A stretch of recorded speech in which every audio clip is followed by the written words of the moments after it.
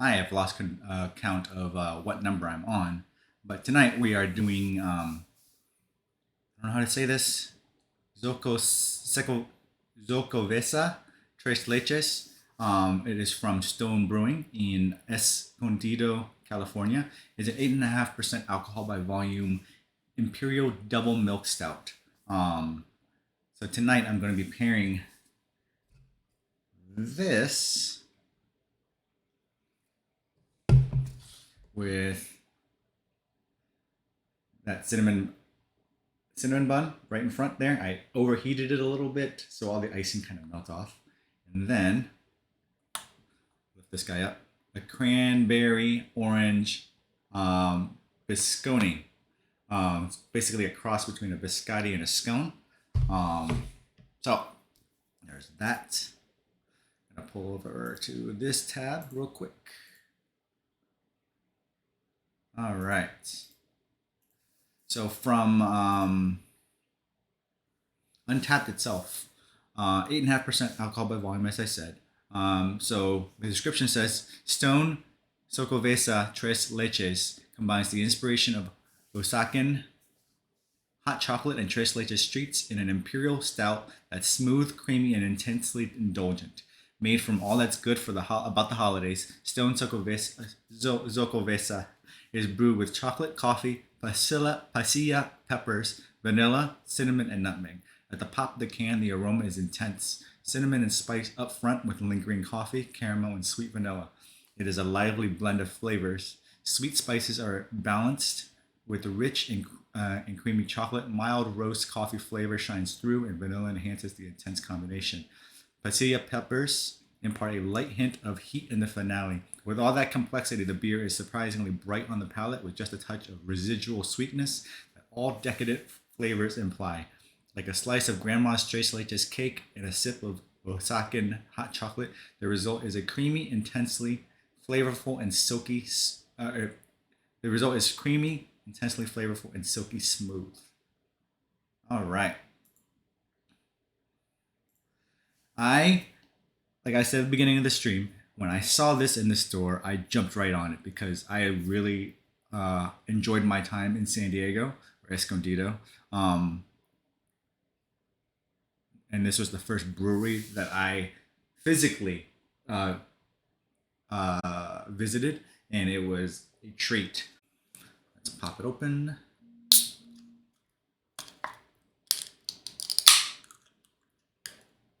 I can already tell from opening it, it is quite a dark brown hue, just like my last one.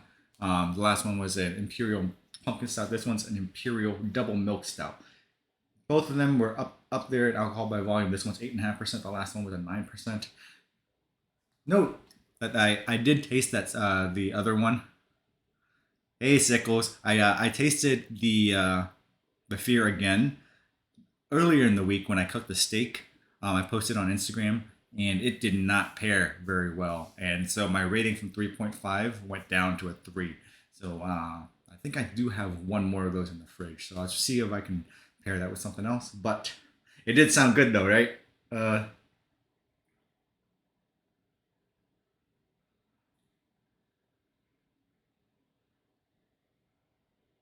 Pours very light. The looks are deceiving. It is very, very dark looking though. It is like from the color itself, it's very, very black as opposed to I mean more like dark brown, like but closer to black than brown. From the last beer I tasted earlier in the month. Ooh. All right. So definitely looks like a cup of black coffee, like a cup of black iced coffee. Ooh, you can definitely smell the vanilla right off the bat, and then the nutmeg kicks in, and you can smell the little bits of coffee too. Dark bubbles, yes, but it doesn't look like it's thick at all. But you can smell, like I said, the vanilla, the nutmeg, and the coffee right off the bat. I think the description said that you could also smell cinnamon, but I don't really smell it right now. but I bet that it's going to come through when I pair it with that cinnamon roll. I wonder how spicy it is. I don't smell any of the peppers, so that's definitely intriguing. I did just finish my mango cart, and I do have residual mango taste in my mouth, so I'm gonna wash that down real quick.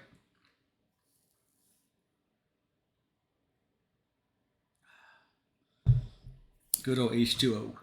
All right, I'm gonna take the first sip.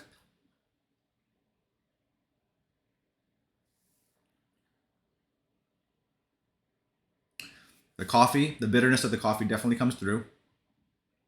Oh, there's the pepper at the end. It sneaks through.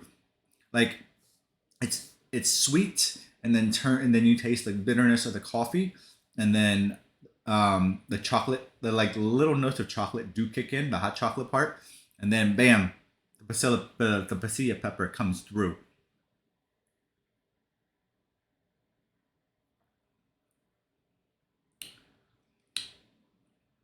And it like dries out your mouth at the end. It's got a whole different lot of flavors going through there. I don't really taste the nutmeg or the cinnamon because I think the other flavors are more overbearing. But this is definitely not a beer you can chug.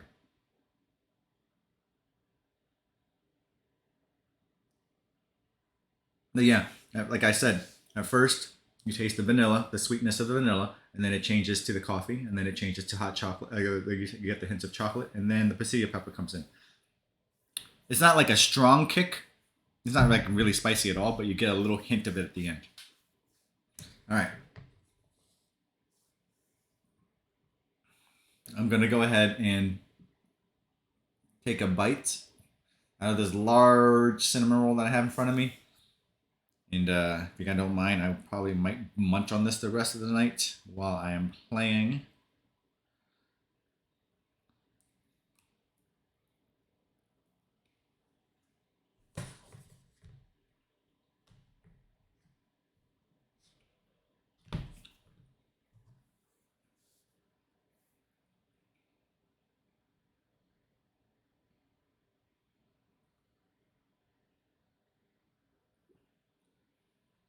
Ooh, going down with the cinnamon roll. Those herbs came out. The cinnamon and nutmeg like popped as soon as I put the beer and mixed it with the cinnamon roll. It like popped. That was pretty cool. Let me do it again.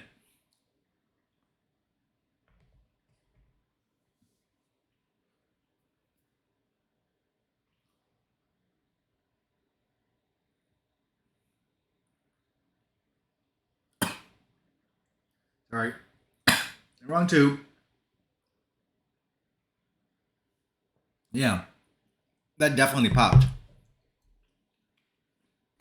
You actually with the cinnamon, the nutmeg popping up, and then it going down like that at the end when there's like no more. The coffee kicks right back in. That is intense. Like that like the herbs and then bam, take over your palate. And then just like that, it's gone, and then the coffee comes back in. But like no really, the pepper doesn't come back. That doesn't come in at the end there with the cinnamon roll. All right, so next I'm gonna take a bite of this cranberry orange biscotti that I got from Costco. I did enjoy it yesterday. It's one of the, I guess, Christmas offerings or holiday offerings that they have. And I thought I'd try it out, and I tried it yesterday. It was really good. So, by that.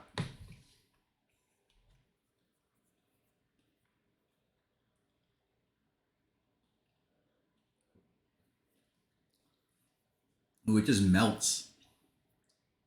Oh, at the end there, I like the crystallized sugars and the cranberry and orange came through at the end. It kind of like and the butteriness of it just kind of like lifts it.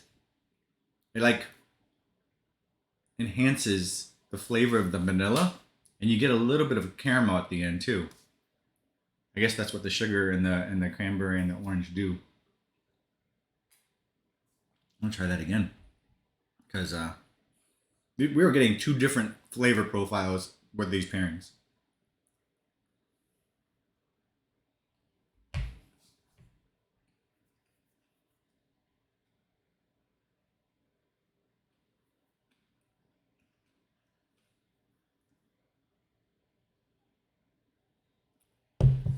Same thing, like the sweetness of the vanilla.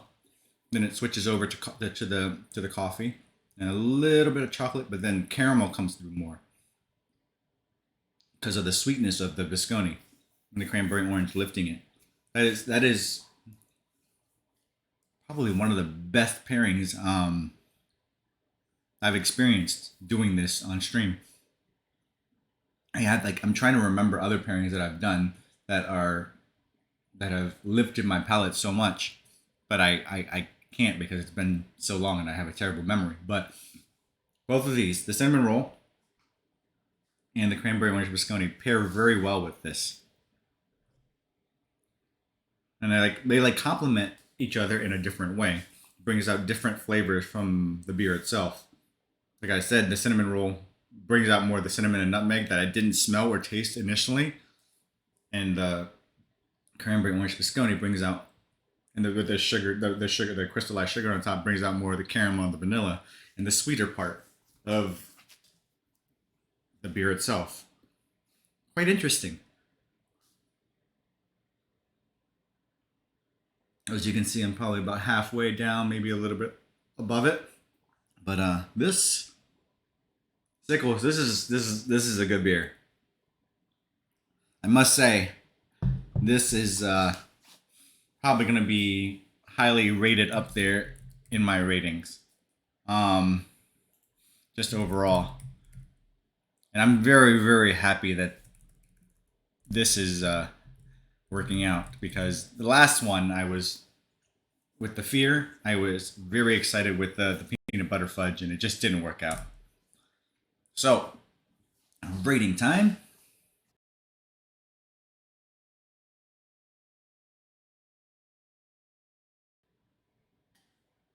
Definitely top three on that list by far. Um, like now with like all that stuff stuck on my palate now, the more I'm drinking this, it's like going down smoother and smoother. It doesn't feel like an 8.5% alcohol by volume beer. So I'm gonna give this guy right now. I'm gonna give it a four out of five. I still don't think it tops the Bernadus ABT 12 or the Mango Cart, but it is certainly up there. And out of all the the 4 out of 5s that I have up there, the chocolate coffee glazed donut stout and the black flag vanilla porter, they're very, very comparable. I think the chocolate coffee glazed donut stout was the first beer I did taste. So solid beer overall. Um, Solid pairing overall. Very happy. 4 out of 5. Here's the can again. Stone Xocoveza Tres Leches. Very, very, very, very good. And if I ever go to California again, I know I'm going to be visiting the Stone Brewing again.